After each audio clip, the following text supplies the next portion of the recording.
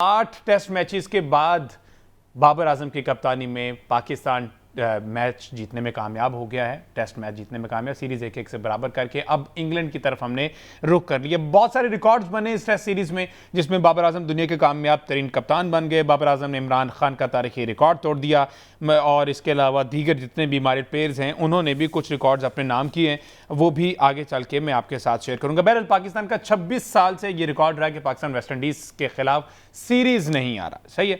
तो वो 26 साल का रिकॉर्ड जो है वो अभी तक कायम है। इस पर हम बात करेंगे। साथ ही साथ बाबर आजम ने कहा कि जनाब बड़ी बात कर रहे थे मेरे पे मोहम्मद अब्बास को बाहर निकालने में, तो हमने पिच को देखते हुए, पहले आप कहते थे हम पिच को रीड नहीं करते, उसके अकॉर्डिंग टीम नहीं बनाते, अब हमने पिच को देखा है, पिच को देख के रीड करके प्रॉपर फिर टीम तश्कील दी है। फिर आपने कहना शुरू कर दिया कि मोहम्मद अब्बास को बाहर क्यों उठाया, उसने तो 4 आउट किए थे।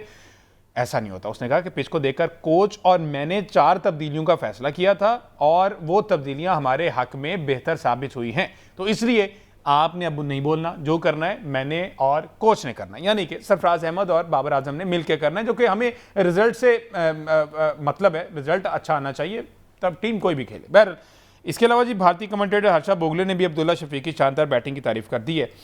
ये सारी सूरत हाल हमारे साथ बनी हुई है। इंग्लैंड ने पाकिस्तान सीरीज़ के लिए 16 रुकनी स्क्वाड का ऐलान कर दिया है। जो रूट अब मुस्तकिल टेस्ट कप्तान के ऐसे से पहली सीरीज़ खेलेंगे।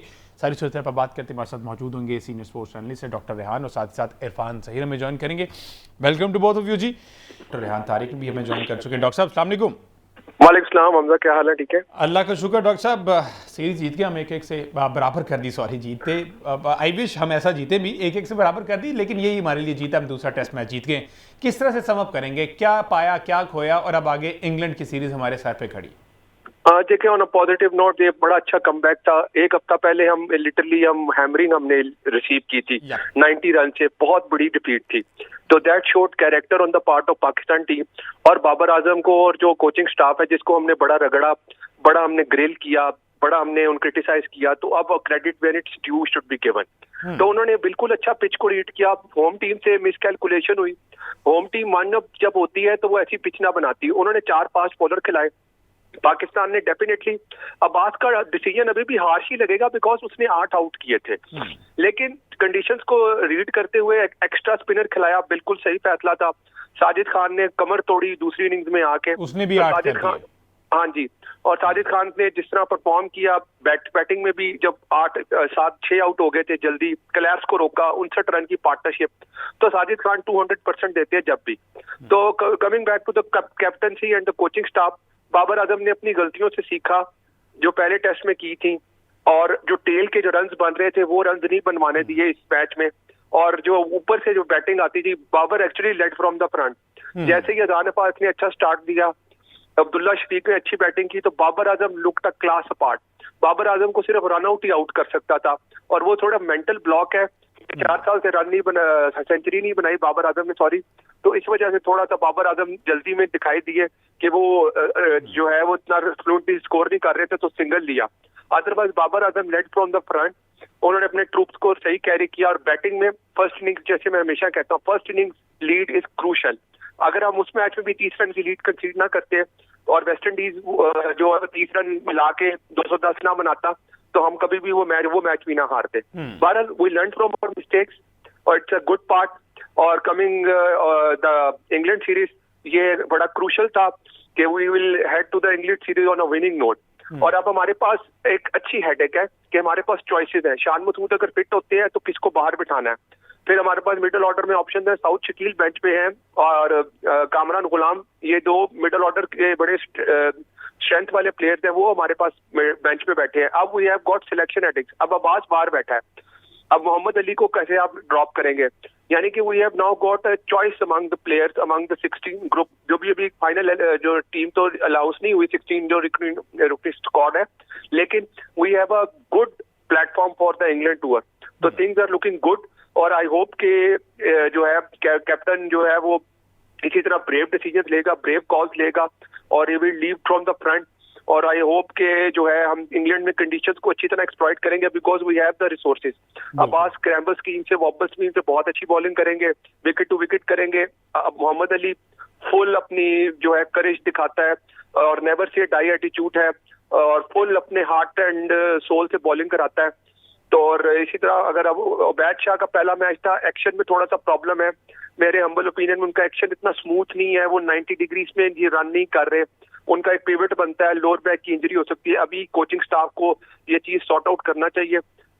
अच्छा उन्होंने जोर लगाया, 140 तक भी गए, लेकिन थोड़े से जो है मर्कूरियल लग रहे हैं। विकेट टू विकेट उनकी लाइन लेंथ का प्रॉब्लम है, पेस के साथ ये प्रॉब्लम होता है, लेकिन उनका कुछ ज्यादा ही उन्होंने रन लीक किए। तो अगर अब्बास जैसा बॉलर इंग्लैंड में होगा तो वो रन लीक नहीं करेगा, और it will be a very difficult you can say कहते हैं headache for the selection committee to come to terms to which player to select and which player to drop। बिलाखिर वो वक्त इस चीज़ का इंतजार था हमें कि हमें भी सिलेक्शन का मौका मिले, हमें भी चूज करने का मौका मिले, वरना वही एक रिवायती लिस्ट हमेशा से हमारे पास मौजूद थी कि भाई जो है वो यही है। अब हमारे पास मल्टीपल ऑप्शन है और इसको मजीद इनहेंस करने की जरूरत है। इरफान ज़हीर ने भी ज्वाइन किया। इरफान भाई अस्सलाम वालेकुम। वालेकुम सलाम, थैंक यू हमजा। इरफान भाई ये जो सीरीज हमने बराबर किया एक तरह की जीत है, क्योंकि 8 मुसलसल मैचेस हारने के बाद ये 9वां मैच जो है वो हमने जीता है, तो ये कामयाबी तो बहरहाल है। किस तरह से आप सम अप करेंगे सीरीज को? देखिए बड़ी खुशाइन बात है कि जो एक आपका कंटिन्यूटी थी कंसेक्टिव 8 लॉसेस की, वो बहुत बड़ा बैगेज था।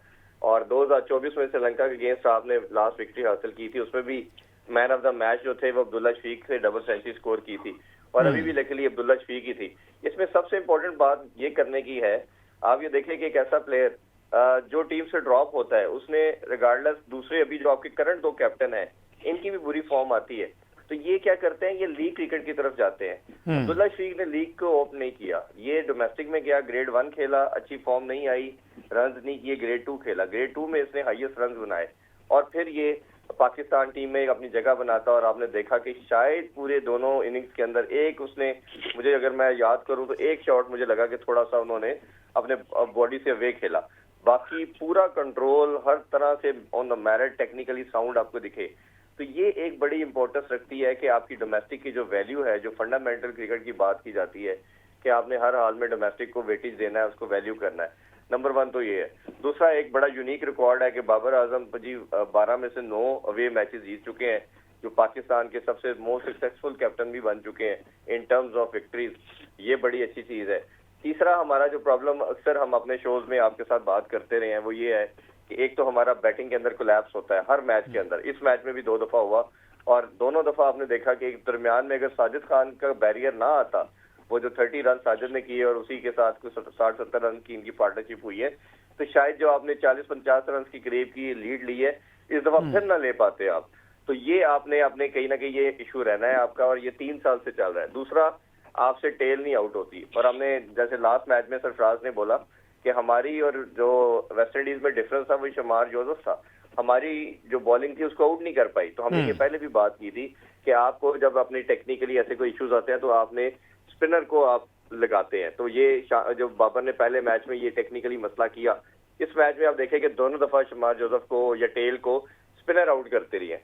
तो ये कई दफा डिसीजन होते हैं जब आपकी फास्ट बॉलिंग के अंदर एक्स फैक्टर ना हो, एक्स्ट्रा स्पेस ना हो, इतनी वैरायटी ना हो, क्योंकि ये एक तरह के ही बॉलर है। अली की बात करें, बाज की बात करें, खुरम शहजाद है, उबैद भी डोमेस्टिक में ज्यादा जोर लगाता है, इधर हमने देखा कि 140 से नीचे ही रहे। शायद वो पहला मैच था, प्रेशर था उनके पास, कहीं वो लाइन लेंथ के चक्कर में पड़ने की कोशिश कर रहे थे, तो शायद अभी थोड़ा रॉ भी लगे, उनको टाइम लगेगा मेरा ख्याल है इंटरनेशनल में अभी एडजस्ट होने में। बाकी जो स्टार ऑफ द शो है वो तो अब्दुल्ला शफीक और बाबर आजम ही कहना चाहिए। बाबर ने भी ओबियसली 190 प्लस किए हैं, मैन ऑफ सीरीज भी बने हैं, पहली दफा मुझे लगा 3 साल के बाद। बिल्कुल ऐसे ही है।